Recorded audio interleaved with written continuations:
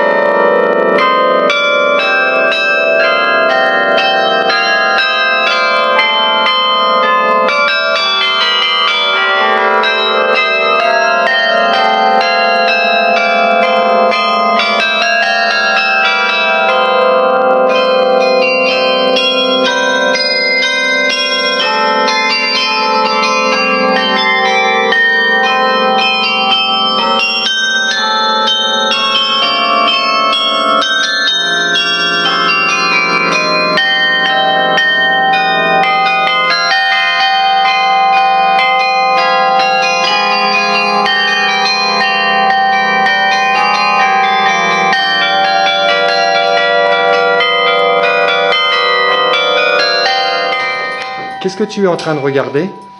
Alors, je regarde avec les changements de température, la transmission qui est métallique se bouge. C'est-à-dire que la distance entre le battant et la cloche est le même que l'enfoncement de la touche. Et si c'est mal réglé, par exemple ici, T'as plus de son. on n'entend rien. Ça veut dire qu'elle est un tout petit peu trop loin. Et c'est ce qui t'avait choqué. Voilà. Si je rapproche, Donc tu as un moyen de réglage voilà, ici. je tourne ici. Si je rapproche, Ah oui, là on voit que j'ai trop fait. Parce que le son est étouffé, c'est-à-dire que j'ai trop rapproché le battant. D'accord. Et en fait, il faut que je trouve le subtil dosage. Enfin, Ah d'accord, subtil. donc C'est ça c'est vite. bien étudié. Voilà. Tu peux régler et on règle que comme ça ou il y a encore un autre réglage là-haut possible? Non, que comme ça. Ah ouais. Et chaque carillonneur a plus ou moins sa sensibilité. Et là, tu as une plage de quelle distance à peu près là? 5 cm. Ah oui. Ça veut dire que je peux avoir la touche qui s'enfonce qu'à moitié parce qu'elle est trop près du Donc battant. c'est assez facile à régler. Oui, oui, j'ai juste à tourner. Là, j'ai un réglage qui me convient. Donc avant un concert, tu vérifies tout ça. Tout à fait. C'est-à-dire que, par exemple, si on joue pas le carillon pendant des semaines et qu'on revient pour Noël, on va donner un coup. Même avant chaque concert, chaque carillonneur va venir essayer l'instrument. Toujours, c'est une tradition. Avant un concert, on monte toujours faire une répétition générale. Et avant cette répétition générale, le carillonneur va se mettre au clavier, comme ça. Il va essayer, il va faire un arpège, par exemple. Il va voir comme ça, il va dire tiens, ça me convient pas. Soit il retouche tout, soit il dit ah ben il y a celle-là qui me plaît pas, il va venir retoucher. Ou alors des fois il touche rien. Ça arrive aussi parce que un carillonneur est venu la semaine avant et il a trouvé que le réglage était bon. Donc voilà, c'est vraiment on va dire à l'appréciation de chacun. Moi j'aime bien quand même vérifier un petit coup toujours que ce soit correct. C'est quand même moins sensible qu'un piano par exemple. L'accordage ne changera jamais. Une cloche, elle est faite, elle changera jamais. Elle peut varier d'un centième ou deux, été-hiver, par exemple, en pleine canicule ou en grand froid, parce que le bronze est un métal, donc il va un petit peu se dilater ou se contracter, mais on l'entend même pas à l'oreille. Par contre, ce qui va énormément bouger, c'est ça, et on va dire avant chaque concert ou quoi que ce soit, même le fait de jouer un petit peu, à force de faire ça, ça va venir un petit peu donner du jeu, et c'est préférable au bout de quelques heures de jeu de remettre un petit peu, mais ça bouge très peu en soi. Ici on le fait quelques fois par an et chaque carillonneur le fait. Et tu as combien d'octaves sur ce carillon? Ici on a 3 octaves complètes, du Do 4 au Do 7, et on a une octave qui est chromatique à partir du Fa, donc on a tout. Il nous manque Do, Ré, Mi, Do dièse et Mi bémol, qu'on espère acquérir plus tard, mais ça demande de l'argent et c'est les cloches les plus grosses. On ira jusqu'à 2 tonnes. Quasiment. Alors, est-ce que tu peux jouer de la plus grave à la plus aiguë sans oublier aucune note? Ça va pas être très très joli, mais c'est faisable. Vas-y.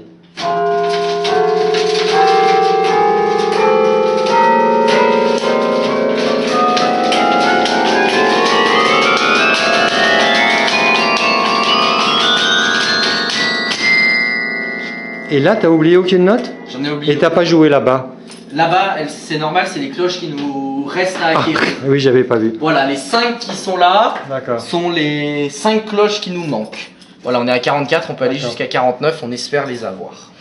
Mais dis-moi, t'as utilisé les pieds, ça sert à quoi les pieds? Alors en fait, les mains, on va jouer avec les poings et non avec les doigts comme le piano, c'est très compliqué. Je peux pas faire les 5 notes comme ça, comme je fais au piano, donc je vais faire avec les poings. Et en fait, ça va être un petit peu ma main droite du piano, et les pieds, ça va être la main gauche. Si je veux faire par exemple un accord, juste avec les mains, on n'aura pas les graves.